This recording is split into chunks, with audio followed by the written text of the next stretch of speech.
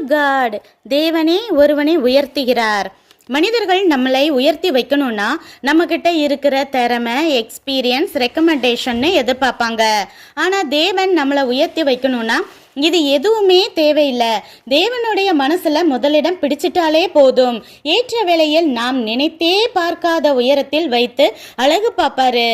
ஆடு மேய்ச்ச தாவீதும், சிறைச்சாலையில் இருந்த யோசேப்பும், அண்ணன் வீட்டில் வீட்டு வேலை செய்த எஸ்தரும், ராஜாவையும் ராணியையும் பக்கத்துல நின்று பார்க்க கூட தகுதி இல்லாதவர்களாய் எண்ணப்பட்டவர்களே ஒரு நாள் சிங்காசனத்தில் அமர்ந்தார்கள்.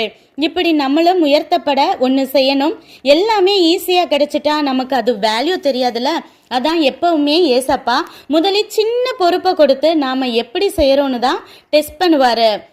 அது நம்மால் முடிந்த அளவுக்கு எவ்வளவு உண்மையா இருக்கிறோமோ அதை பொறுத்தே லேட் ஆனாலும் கண்டிப்பா உயர்த்துவாரு.